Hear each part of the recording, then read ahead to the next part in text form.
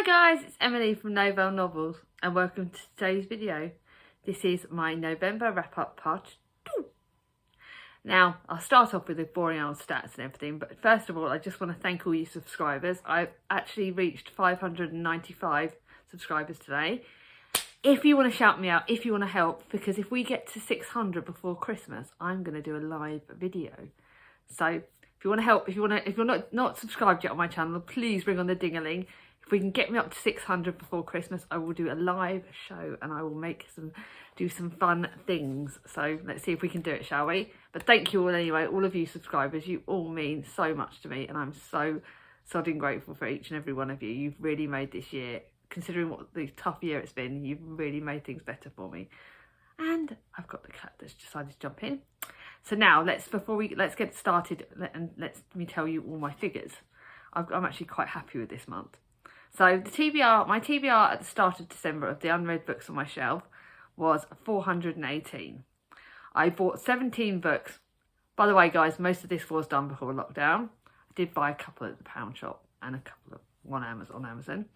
But I was gifted one book, which is my book from Tandem, for one of the read-alongs. I read 21 of my own books and I unhauled 3 books. So my TBR, unread TBR for the start of December is 412 books. So I'm 6 less than I was at the start, which is good for me. I'm going to try. I sense that December will be a bit dodgy because I'm going charity shop shopping as soon as the shops reopen, and I'm going to be going to Woking on another trip. So they're going to be my two main. I don't think I'm going to go book shopping other than those 2 times, but I do have my local charity shop which I might go to a little bit. And obviously I've got to include all the Christmas presents I get. I know I'm getting at least 1 book. So that will up my figures at the end of the month, but I'm happy. And I also read a total of, so including my Kindle books I got sent for read-alongs, I got books that I borrowed from people. I read a total of 32 books this month, which, considering I'm back at work, I'm quite happy with that. I think it might be less in December because I've got various other commitments as well. I've got Christmas and I've got the kids, and that's the priority. But I'm not stressing. 32 books was good. I'm happy with that. So let me tell you the genres I read. Well, it was non-fiction November, so that's obviously had a big part in it. I did read 1 thriller. I need to up that this month. I know I'm going to be more this month. 1 paranormal, which means I've completed the big board for the Fall Into Readathon challenge. Yay! I completed it. Big board. Tia, you'll be proud of me. Kelly and all Rainier, hopefully you'll be proud of me. I read 2 horrors. Can you believe it? Nikki from Dark Between the Pages, she will totally be shocked on that one. 2 fantasy. I'm liking my fantasy a bit more now. 4 chicklets. Sorry guys. Ugh, the cat on me. Which I'm happy with. At the moment I'm going with cozy books, so that's definite. 5 contemporary, so that's kind of chicky-litty but not quite.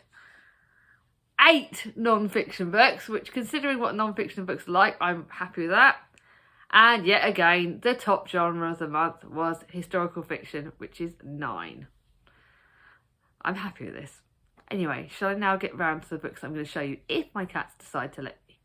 As you guys know, if it's not kids, it's cats. So I'll start. I haven't had any DNFs this month. I'm really happy with that. And I haven't had any 2 stars or 1 star. So that's positive this month. My 3 stars though, the first one with 3 stars is The Hand That First Held Mine by Maggie O'Farrell. This wasn't on my TBR, but it was a book I wanted to get shifted. I'm not a big fan. I'm not a massive fan of I Am, which are a non-fiction book. I wanted to like this, but I'm not a massive fan. I've got 1 more of her books that I bought when I was out shopping with Gemma. And if I don't get on with that, then I think Maggie O'Farrell just might not be an author for me. But it was all right. It was historical fiction. So we've got 1 timeline that's set in the 1950s. And in the present, we've got another timeline. So in the 1950s, we've got Lexi Sinclair, and she's waiting for her life to begin. When a sophisticated Innes Kent turns up on her doorstep in Devon, she decides she can wait no longer and sets off to London. And then we've got the present time, we've got Alina and Ted, who no longer recognise their life after the arrival of their first child. Alina is an artist but wonders if she'll ever be able to paint again. It was all right. The timelines were weaved together quite nicely, although I didn't connect it well enough. But it was all right. It was an average book. It wasn't one that I would say is bad, but not one that I was desperate to read, and it wasn't one that I couldn't wait to pick up every day. So it's going to be unhauled. I've read one fiction by Graham Norton, and this is one of his this is apparently his second non-fiction biography. I didn't read the first, but I read the second. It was on my shelves. I wanted to read it for Non-Fiction November, and it's his second story. I can't really tell you too much, but it's about Graham Norton, and it was all right. Again, 3 stars. It was an all right book, and it's got like different chapters of his life. So it's got like work, it's got men, it's got booze, divas. So it's quite interesting. It's nice to learn more about him, but it was a bit jibbly with the timeline, so it wasn't like a consistent from start to finish kind of thing. Each chapter had different timelines in it, so I did get a bit lost. So I want to go bye-byes. This was the one I wasn't sure whether to DNF, and Leo was like, oh, you should maybe.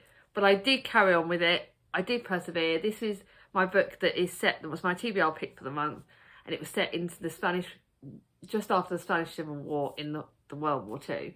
But it was set in Spain, and it's Madrid, and it's historical fiction, but it's got some really gory and scary bits in it. I didn't like it as much as I wanted to, and I'm a bit gutted by that. I don't think C.J. Sampson is north of me, so I'm not going to try again. But I'm glad I tried it. It was a book set in a different country, so that's another one of my goals, but not one for me. Then this next one is 3.5 stars. It was my last book that I wasn't sure if I would actually finish, but I finished it yesterday. I'm filming on the 30th, so it just about got read in time. And this was I'll Take New York by Miranda Dickinson. It was an all right. It was, considering that I've read another Christmas book that was outstanding this month, this was very much of a sort of easy, chicky-litty, Christmassy book. Very, you can predict who the girl was going to end up with, and it was quite contemporary. Now, as I was reading this, I recognised characters from another one of Miranda Dickinson's books, and I was thinking, am I imagining this? Because I'd read it a while ago. It's The Fairy Tales of New York. And I thought, am I imagining that I'm recognising characters or not? And I was a bit confused because I thought, I swear I've read about these characters in another one of her books. But I just thought, it's not written down as a sequel, like it hasn't got number 2 on it.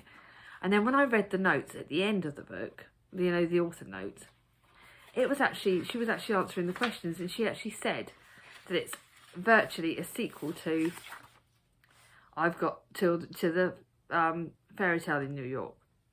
And so I finally connected it. So it wasn't until I read the notes at the end, I was like, so I wasn't imagining it. There were characters that I recognised, and that sort of connected up the dots. So that's why I kind of added half a star at the end, because it was all right. It was nice hearing the other books. It was a very, very long book, and you kept like hoping that she was going to make the right decision and end up with the right guy, and she wasn't going to be a Wally. And there was bits where I was like, come on, get to it, read, you know. But I'm glad I read it. Just very much an average chick-litty Christmassy book. I'll send it to charity shops, and hopefully they'll be able to sell it before Christmas and get another person reading. So those are like my 3-star books. Now I go into my 4 and 5-star, and the rest of the month picked up. I started the second half of the month, and it was like, oh my God, they're all sloggy. They're all 3 or just about 4 stars. Nothing was explosive. And then suddenly it got better, and I was like, yes. First one that got better, which was a book that I read for Simon and Tom's book Hibernation, with the green on the front cover, Burnt Sugar by Avini Doshi. This is, talk about hard-hitting. It is so hard-hitting, it's unbelievable. It was 4 stars. My sister Charlie lent it to me because it was one of the ones that I think it was up for an award. I can't remember which award it was up for. And it was good. I would be lying if I said my mother's misery has never given me pleasure. Tara remembers the past one way, and Tara remembers another. Each woman carries wounds inflicted by the other. Each nurses the wounds with a jealous relish for the lover. And this is like, again, you've got 2 timelines which go backwards and forwards. This is a brilliant book, but it's very hard hitting. There are a lot of triggers in this for child abuse almost. It was just really, really hard hitting. There's some gory bits in this, and I found that very hard. I loved the fact that it was set in India, so again, I learnt quite a lot. It was quite cultural, and I learnt quite a lot of it, which I was good about. And it was a good book, but it was very, very hard hitting. So Charlie will be getting that back.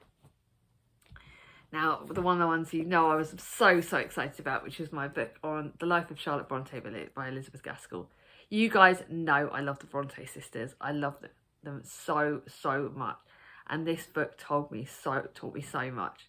It is slow because it's an autobiography. You can see that Elizabeth Gaskell is Charlotte Bronte's fan and friend because the way she writes about it, you can see that it was written at the time. I learnt more about the Brontes, which was lovely. I learnt more about Branwell, who's their naughty brother. I learnt more about, and it was hard. Like when you saw, when Charlotte's losing her siblings, that was really hard hitting. And to learn so much, and it's a book that I'm going to treasure for life. It was so amazing. And yeah, I also discovered that Emily Bronte was not just Emily, she was Emily Jane Bronte. And I'm Emily Jane Neville. So that was lovely, and I like that. And I said to Mum, was that deliberate? And she went, yeah. So I was like, yes. Love my connection with Brontes. So I love this book. It's going back on my shelves. It's going to be treasured. It's going there. And it's brilliant. And I loved it. 4 stars because it is non-fiction. It was slow paced, but I did really enjoy it. Now, before I go on to it, show you another book, I've got to talk about a couple of books I got sent by the Love Book Tours. The first was The Village by Philip Duke. This was 3 different people's journeys. So we got a guy that was from the UK that's sent over to Crete. And then we got a person in the village there, one of those guys, and then we got one of the German fighters that was sent there, and we followed their journeys in one of the islands. And it was actually something that happened. One of the islands got really dominated by the Germans, and I learned a lot in this book. It was 4 stars, but it was very hard hitting, really plugged me up. It made me really emotional because to hear about some of the things that happened to the kids, the village, like one of the villages got completely obliterated. So many men got killed in that village in when Germany invaded, and then that was really hard hitting. So it's a book that Love Book Tour sent me. I was a bit late putting my review up. I did kind of forget about it because I've been a bit flooby-ish on this, but I did it. I read it. It was 4 stars. It was all right. So now let me go on to this book. Another one of my extra books that I got read, and this is If You Were Here. This book I think I talk about in one of my other videos. But this is about a girl that's mother and grandmother has Huntington's. Now, no, mother and grandfather had Huntington's. It's a genetic condition, and now you can find out if you've got the gene that means you've got the disease. Huntington's is a very progressive disease. It will rob you of every little, everything. You become forgetful. You lose a lot of things, and it's a very hard hitting and very horrible disease. And we start this book with Peggy Andrews. When her daughter Beth dies suddenly, Peggy Andrews is left to pick up the pieces and take care of her granddaughter Flo. Flo is an adult, so it's not like a child, but still. But sorting through Beth's things reveals a secret that she never told anyone. Beth was sick. She had the same genetic condition that claimed her father's life. And now Peggy must decide whether to keep the secret or risk destroying her granddaughter's world. 5 years later, Flo is engaged and ready to move to New York with her fiancé. Peggy's never told her what she discovered. But with Flo looking forward to the future, Peggy realised it's time to come clean and reveal that her granddaughter's life might also be at risk. What I found really hard-hitting with this was that it is like a case of, would you want to know? Would you want to know your life path? Would you want to know that you had a disease that would ultimately end your life earlier and change your life completely? And it could also affect your children if you have children. But, you know, would you want to know? Would you want to know your map of your life? I don't know if I would. See, if I could have been told that I would have had a car accident that would have changed my life completely, would I have wanted to know that? But then at the same breath, would I have been able to tell that I've got my children, would have got everything I ever dreamed about anyway? So your life is what you make it. It's not like, it's very challenging, very interesting. But it was very hard hitting. So it's one that I will be giving away. Now the next one, I read this because it's one of Clint from Reads Reader's favourite book, How to Hang a Witch by Adrian Mather. He's raved about this book. I've had it on my shelves that Charlie lent me for living forever. It's a YA witchcrafty book. Yes, it's got some historical fiction-y kind of bits in it as well. It's got the paranormal about witches and about ghosts and things like that. To me, my Christian faith struggled with this. Again, it was one of the ones that was a bit too challenging for me. I don't mind some of my historical fiction books that have got witches in. I find quite interesting, and I found them. I've learned a lot, and I'm not judging, and it's not affected my faith. this really challenged me, and I don't know why. And I rated it 4 stars because it is a very well written book. The characters in this are good. It's spooky, it's scary, it's everything it's supposed to be. But I've decided, because of my faith, because of certain things to do with that, I'm not going to pick up the sequel, Haunting the Deep. They're not books for me. I did read them for Clint, and I can see why he loved them, but they're not for me. But it is 4 stars because, again, I couldn't rate it based on the fact that my beliefs, I couldn't go in it prejudiced. That's why I had to rate it on the writing style, which is very good, and the plot line, the storyline's really good, which is why it got 4 stars, but it isn't one for me. So that's going back to my sister. Now let's have a look at what other ones I've got in here. Right, so the next one is my review is going up today, the day that I'm filming it, and that's my ebook for Journey with Grace by Sarah Grace. It's a non-fiction book that I got sent by Love Book Tours. It's 4 stars. Got to decide how I'm going to word this, because it's a non-fiction book and it's a book about it's a sort of therapy, going Christian element in it. I'm rating it 4 stars because it's very informative. It's also written at the time of COVID, so it can teach you, and I can think, going at it on that perspective, it's going to be 4 stars. I don't know how I'm going to rate it on my review. It's one of those ones that I'm like, how do I describe non-fiction? How do I describe memoirs? That kind of thing. Don't know how I'm going to word it. But it is still 4 stars. It was still very well written. Flew through it. Very easy to read. Learned quite a bit. But yeah, it's all right. Now, this one was my last ebook by Love Book Tours, and it was The Haunting at Bonaventure Circus. Now, that was 4.5 stars. It was probably one of the best ebooks I've read. Fantastic, historical fiction. It's got it all in it. So it's got 2 timelines. It's got one set in the 1918, I think it was. It's a fantastic, look at my review on Goodreads, look at my review on Amazon. Was a fantastic book, and probably one of my most favourite books that Love Book Tours has sent me on my Kindle. And I am going to keep it on my Kindle, because I'm on my Kindle app on my phone, because it's freaking good. Loved it. One of the best ones. Amazing. Pick it up. You like historical fiction and you like witchcraft. That's not witch, that's more like spooky. It's got spooky elements as well in it. It's really good. So now onto my 5-star books. First one is, this is controversial, me saying it's a 5-star book, but it was Memoirs of a Geisha. I started reading it with Kelly, from Kelly Reader Kelly, but she had reasons and she couldn't really carry on. But I loved it. It was the writing style. I didn't expect to like it. It is about a geisha. It is fiction because it's not completely true, but it sort of starts at the turn of someone in the 20th century, so from 1929 to post-war years in Japan, and it's about a girl who becomes a geisha, and it's very interesting. Apparently this author is problematic. Apparently it is problematic, but I liked the writing of it. I learnt a lot. I learnt about more geishas. It wasn't too hard-hitting that I was worried about, but it was very good. It was 5 stars because all along there was more I wanted to learn. I wanted to read every day's pages. I loved it. I really, really enjoyed it. So it is 5 stars because there was nothing I could fault it. I couldn't fault the writing. It was brilliant. So yeah, charity shop because it's not one that I need to keep. The next one, I think I'm going to give it to my mum because I think she will like it. It's another one that I've only just read. I read it for her book Hibernation with the birds on the cover, The Dressmakers Gift. This is a 5-star war book. I think I'm going to lend it to Mum, and I think I might put it back on my shelves because I think I'll lend it to her and see what she thinks about it. So the best-selling author of The Beekeeper's Promise, and on our Facebook group, someone had recommended that they'd read this book by this author and they'd loved it. This is really good. It's a historical fiction wartime book, but it's fantastic. So it's mainly set in Paris in the 1940s, a city occupied by Nazis. 3 young seamstresses go about their normal lives the best they can, but all 3 are hiding secrets. War-scared Morale is fighting against the resistance. Claire has been seduced by a German officer, and Vivienne's involvement is something that she can't reveal. 2 generations later, Claire's English granddaughter Harriet arrives in Paris, rootless and adrift, desperate to find a connection with the past. So we have, again, the 2 timelines, the present and the past, but it's predominantly set around Paris and what happens there, and it's set around the 3 girls there, and their story is amazing. I hadn't read about what happened to the resistance people, the ladies in the resistance yet. That's something, another bit. I haven't actually read about Paris in World War II, so that's going to be another goal that's met, and it's really interesting, but there are bits about prison. I can't tell you who goes there, but there is a bit about prison camp, one of the prison camps.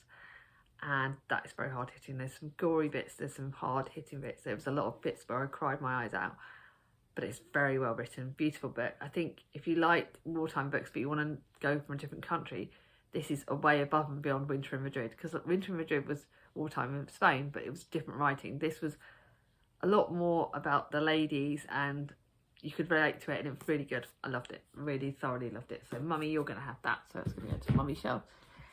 Next one, I wanted a Chicky Litty Christmassy book, because we've already got our tree up, even though it's November technically we put our tree up earlier than ever. This one was sent to me by Amy from PS I Love Books and Things.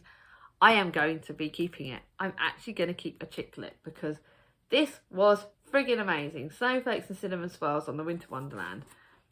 This is set in a village. It's Christmassy. Apparently, what I didn't know was that it's actually kind of a sequel to The Sleigh Rides and Silver Bells by the author, and it's because that, and I didn't know that, so it's kind of a secondary one again. So I'm gonna have to look for the first. I'm gonna get more Heidi Swain books, because this is Chicklet and Christmas books at its finest. I friggin' loved it. Really enjoyed it all the way. I thought it was really good fun. Chicklet at its finest. You know, there's like a girl, Hayley, who breaks off her engagement when she discovers about her fiance was like a bit of a baddie. And then you've got this guy, Gabe, who's a new guy that comes to their village. And unbeknownst to Hayley, he has a reason for his turning his back on romance. And it's their little relationshipy bits, and them getting over their own traumas, but it's brilliant. I can't describe it. It was Chicklet at its finest. I loved it. So yeah, that's definitely a very good book. So let's keep you one. I'm actually going to keep a Chicklet. Next one was another one I borrowed from Charlie. Pet by Quakey and Maisie. Friggin' loved it. 5 stars all the way. Fantasy, dystopia. Pet is here to hunt a monster. Are you brave enough to look? This is very hard hitting though, because it's about monsters. And it's in a world where, you know, they think, oh, they've got rid of all the monsters, the people that did all the bad things, but they're still around. They're just hidden. And when Pet is here to hunt them, and it's really interesting. Now, it is so good. So Jam is a girl, and it's, oh, I can't, it tackles so many amazing things. I just friggin' love it. Everyone heard about the book. Friggin' loved it. So glad I read it. Charlie's having it back. Now the next one, the penultimate one that I'm going to talk about is the Six Tudor Queens, Anna Please. This is actually 5 stars. I'm now regretting getting rid of my other two books, the first, the second and third book, because I now want to actually keep this a little bit, because it's freaking good. I didn't know much about, so obviously as the Queens go on, I knew a lot about the first 3, but I don't know much about the last 3. And this one was the one I didn't know much about, Anna Please. Now this is fiction, so there is a storyline in this that is predominant about Anna, where they're saying she has got a child. So it's safe to say at the start, it's very early on. And then, but you learn a lot more about it. I don't know how much of this is fiction. I know obviously the bit about having a child out of wedlock before Henry is fiction.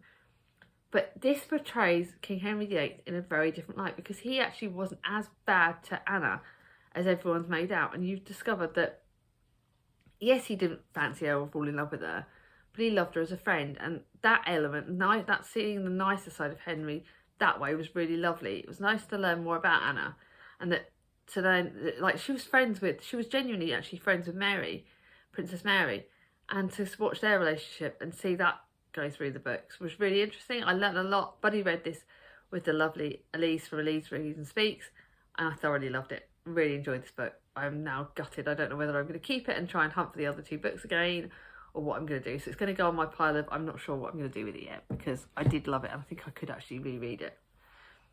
Now, I'm just checking if there's any other books I've not spoken about. So one of my favourite books of the month was another one I borrowed from my sister Charlie, Mr. Loveman by Bernardine Evaristo. Now, our Charlie from Charles Heathcote also loved this. So many people have, and I now know why. This is Charlie's copy. I now want a copy of my own, because it was really good.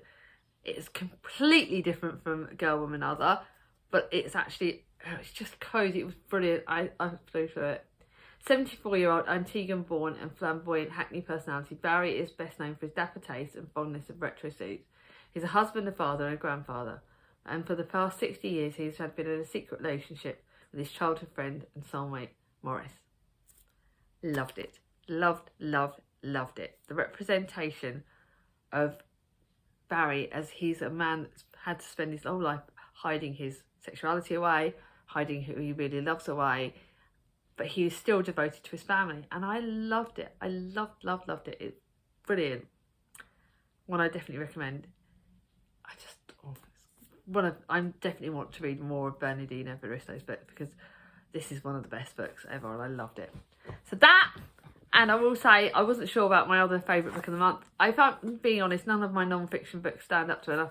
Yes, I'm getting rid of it, but that still goes up there as one of my favourite books of the month, because it's one that's not left my mind the whole time. My friend from work, Sammy's going to have it because I don't leave my house because it scared the crap out of me. Buddy read this with Gemma. I spoke about it on my first wrap up, but I loved it. And the fact that I haven't been able to get this out of my head tells you. So these two are my two favourite books of the month. Loved them both. Loved so many books this month. Guys, what's been your favourite book of the month? I'd love to know. Let me know in the comments below what books you've enjoyed this month. If you like this video, give it a thumbs up. If you're new to my channel and not subscribed yet, ring on my ding-a-ling. Please, please, please. And I'll see you all soon. Take care, guys. Bye-bye.